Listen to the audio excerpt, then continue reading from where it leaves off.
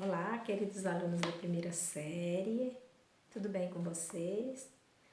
Gostaria de desejar um bem-vindo a todos vocês, certo? E nós vamos trabalhar conteúdos, continuar com os nossos conteúdos de literatura, certo? Hoje nós vamos trabalhar o trovadorismo, cantiga de amor. Mas antes de nós trabalharmos a interpretação dos textos, é importante nós comentarmos a respeito do que é o trovadorismo. Na verdade, o trovadorismo é um movimento literário que surgiu basicamente no ano de 1198 ou 1189, não se tem exatamente a certeza de qual o ano, o século XII, é que surgiu esse movimento literário. Mas que é trovadorismo? Vem de trova, certo?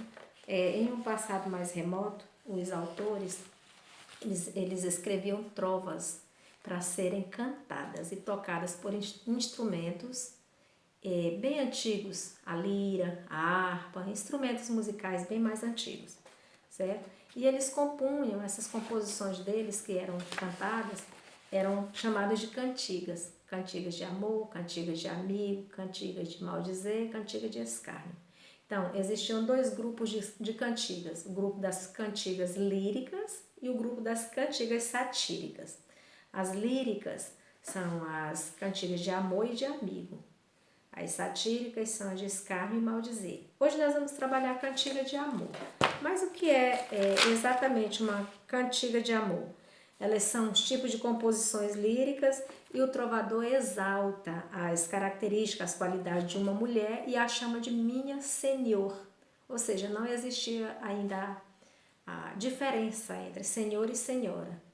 Na época, tanto fazia chamar o homem meu senhor, como a mulher de minha senhor também. Não tinha tradução, não tinha ainda, não se chamava mulher de senhora, sim senhor, minha senhor. O feminino dessa palavra não havia sido formado ainda. Então, na sociedade feudal, desse período do feudalismo, que foi o contexto histórico, foi o período do feudalismo, né, na era medieval. Então, nesse período aí, existia uma certa hierarquia. A senhor, minha senhor, no feudalismo, eram as mulheres dos senhores feudais, então era chamado de minha senhor, tratada assim pelos vassalos, pelos servos, um tipo de respeito, de submissão por essas pessoas que prestavam serviço para essas mulheres, para esse pessoal que fazia parte do feudalismo. Tanto o senhor feudal como a senhor, né, minha senhor, que eles chamavam também, que era a mulher dos senhores feudais. Então, nós vamos trabalhar aqui cantiga de amigo. É o módulo 13, a página é a 401. Na 400 nós temos alguns exercícios já resolvidos, estão aí as respostas e as resoluções já na apostila de vocês, esses chamados de exercícios resolvidos. E nós vamos trabalhar os textos e os exercícios propostos, certo? Primeiro texto aqui é uma cantiga trovadoresca do século XIII, de Martim Soares, que diz assim: Senhor Fremosa, pois me não queredes, crer a coisa em que me tem amor. Por meu mal é que também parecedes, e por meu mal vos filhei por Senhor. E por meu mal também bem oí dizer de vós, e por meu mal vos vi, pois meu mal é quanto bem vos havedes.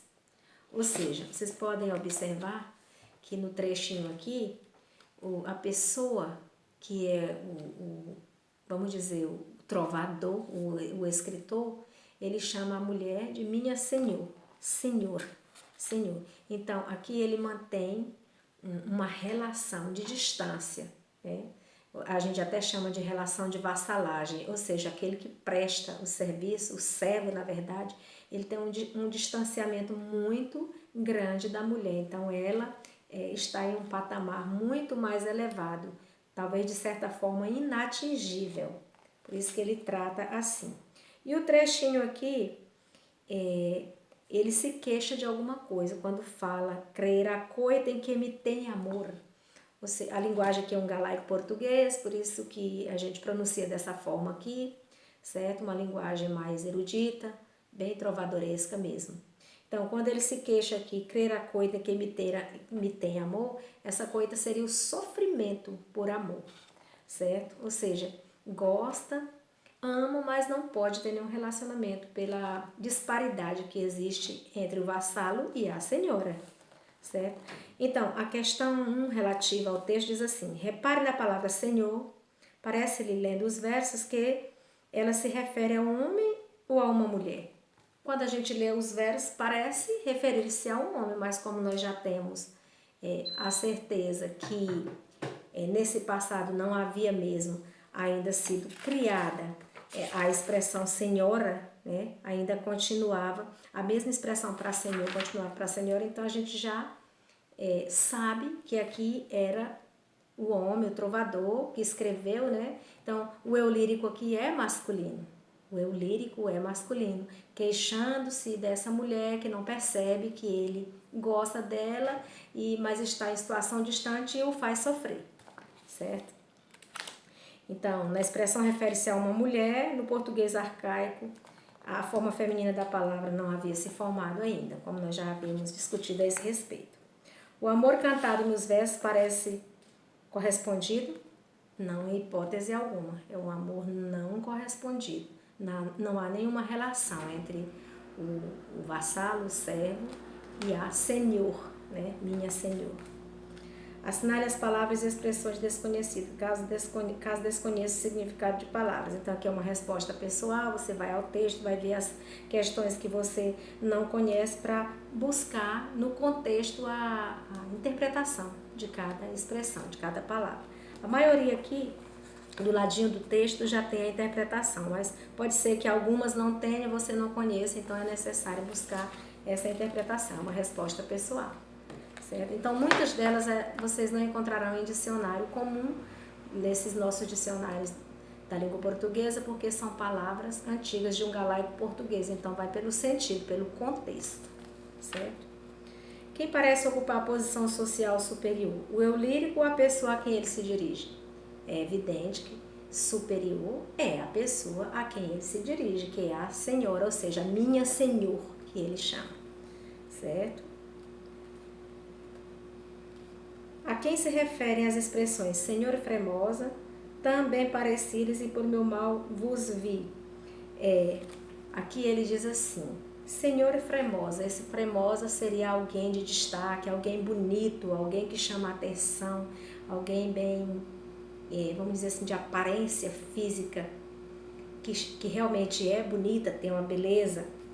Então aqui ele se refere com essas expressões à própria beleza da pessoa que ele diz amar, né? E sugere também uma experiência que ele tem a respeito do olhar dessa pessoa, certo? O fato da mulher ser muito bela, ser uma pessoa bonita, o primeiro ponto importante para ele sentir-se enamorado por ela, certo? Ou seja, não é ela que vê isso nele, no eu lírico, é ele que percebe e acaba se apaixonando por ela, certo?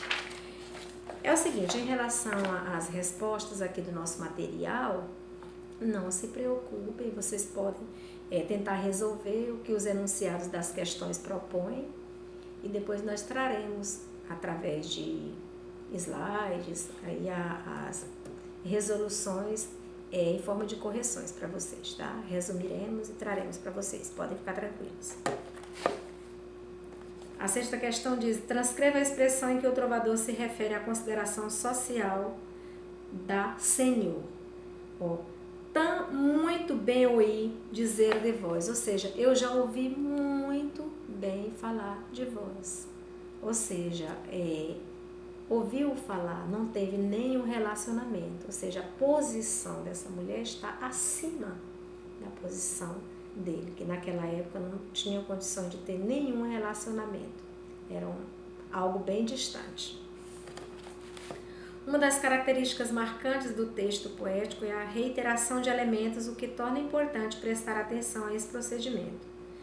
Considerando-se esta prática poética, a expressão meu mal repetida ao longo da estrofe sugere que, olha, quando ele diz várias vezes que o mal dele foi haver conhecido e se apaixonado, isso quer dizer que a coita é o sofrimento por amor. Então, o mal foi ter conhecido e ser apaixonado.